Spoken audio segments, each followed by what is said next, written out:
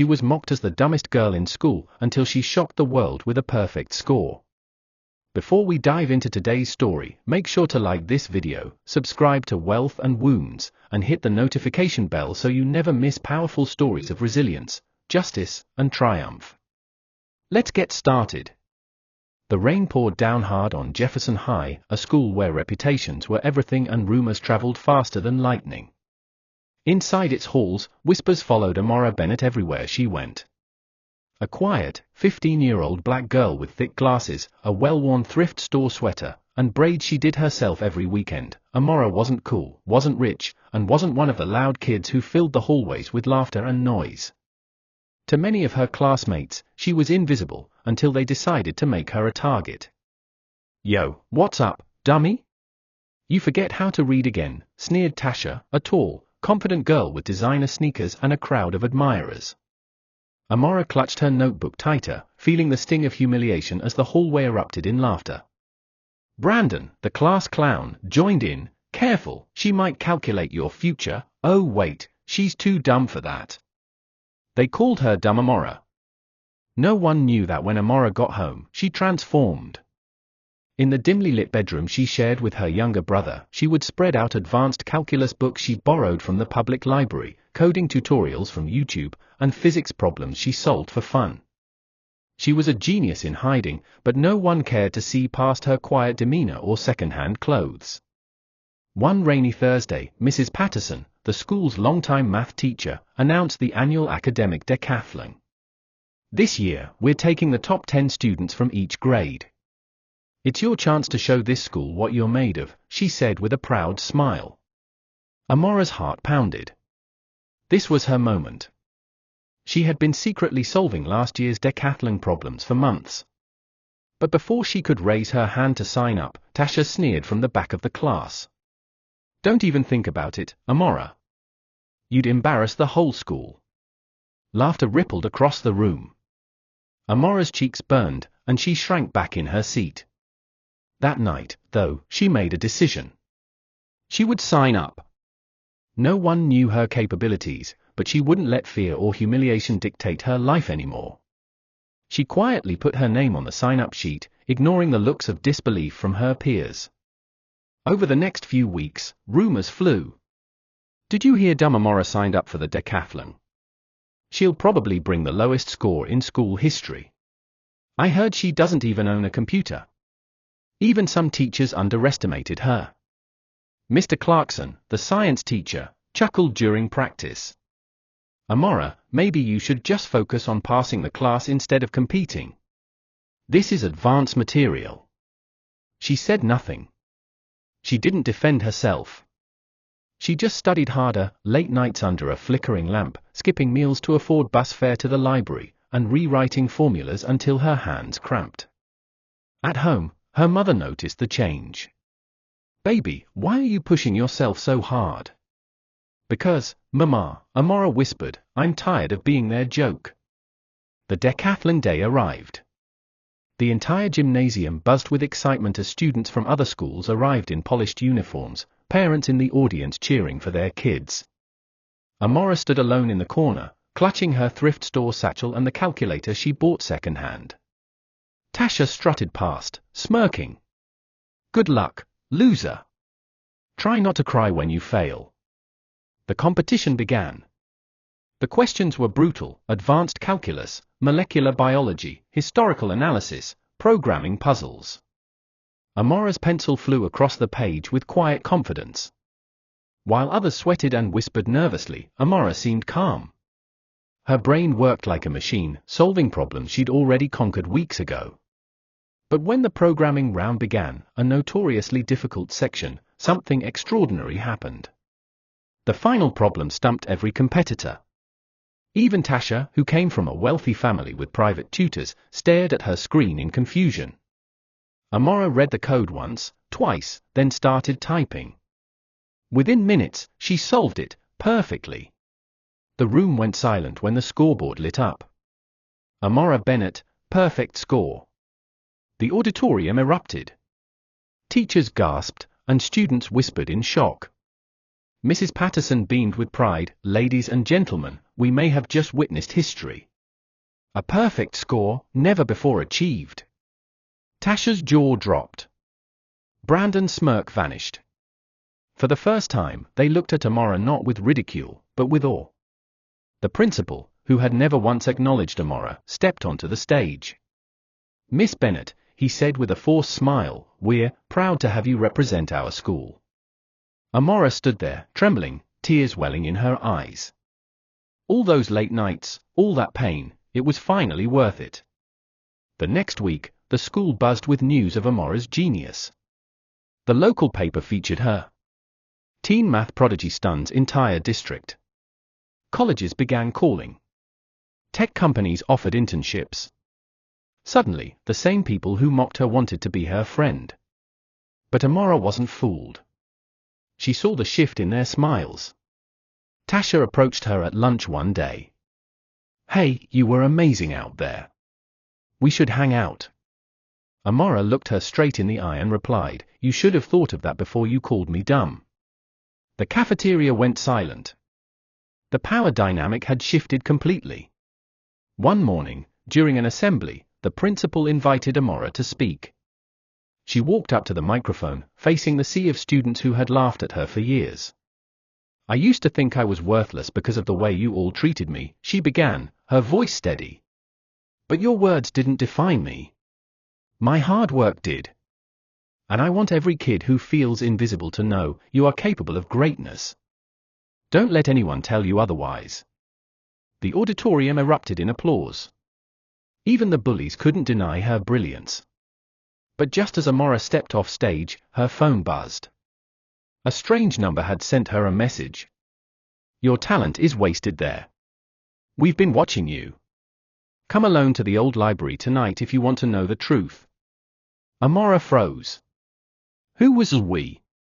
She had no idea that this moment would change everything again, that her intelligence had caught the attention of powerful forces, and her life was about to take a dangerous turn. That night, Amara snuck out of her small, dimly lit apartment. Her mother and younger brother were asleep, oblivious to the fact that she was about to step into something that could change her life forever. The old library had been abandoned for years, its windows shattered, vines creeping up the cracked stone walls. A single flickering light glowed faintly through a broken window.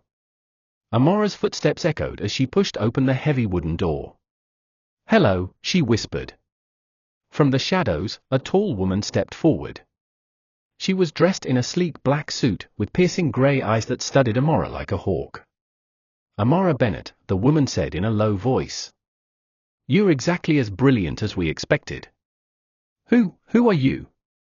The woman smiled faintly. Call me Agent Sloan. I work for a private organization. We recruit gifted minds. People like you. Agent Sloan led Amara deeper into the library, where a glowing screen lit up a table filled with files, blueprints, and photographs of other teens who looked equally out of place. You're not just a bright student, Sloan continued. You solved a coding problem during the decathlon that even professional engineers would struggle with. That wasn't a school problem, Amara. That was a test we designed. A test?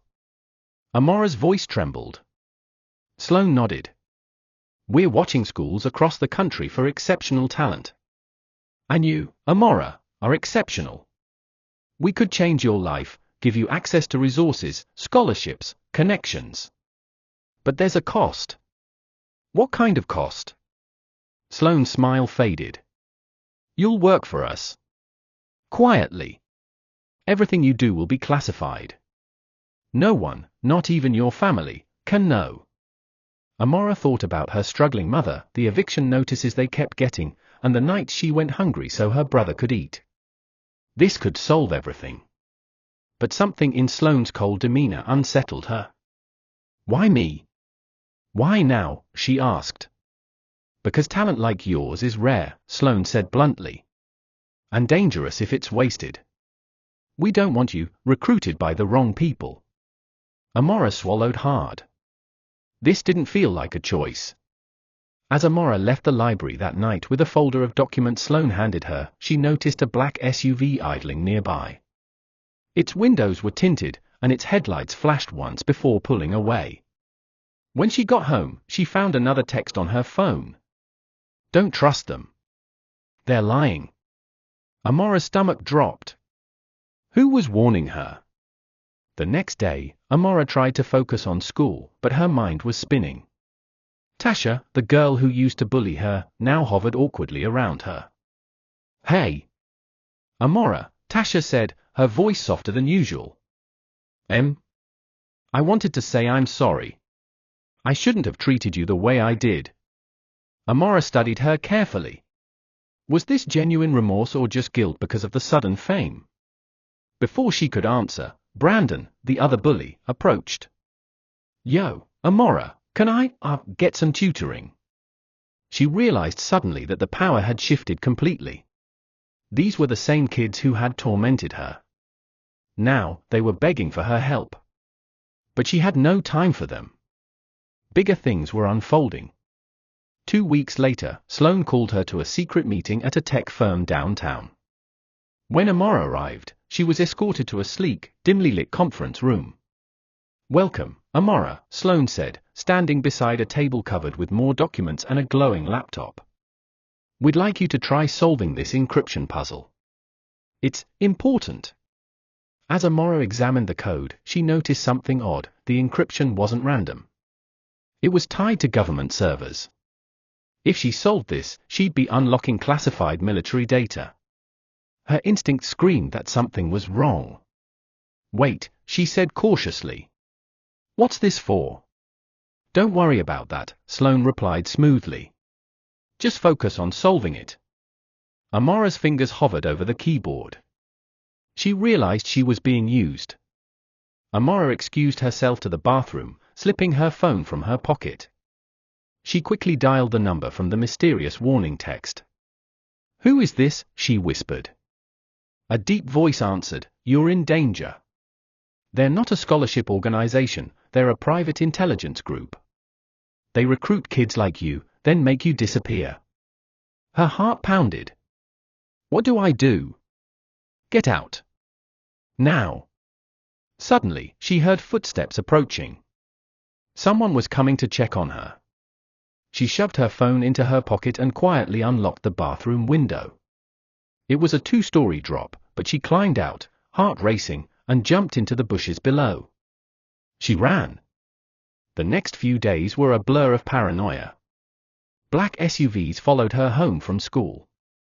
A man in a suit loitered near her building. Even her emails started glitching, as if someone was monitoring them. Her mother noticed her stress.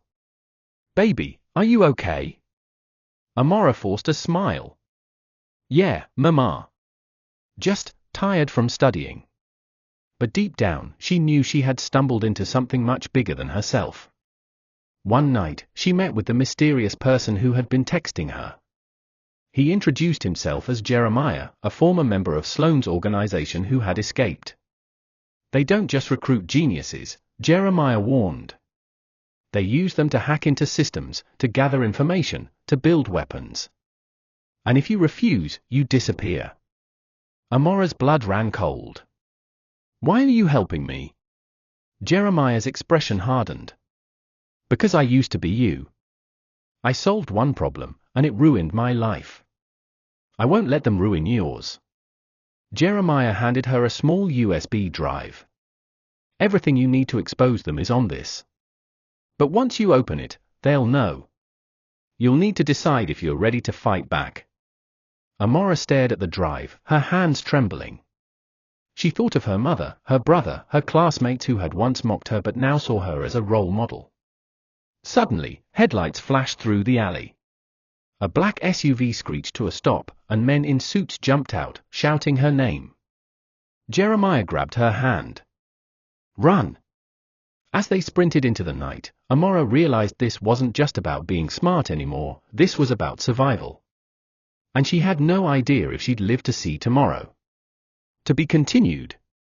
If this twist left you on the edge of your seat, hit that like button, share this story, and subscribe to Wealth and Wounds Part 2 is going to be even more intense.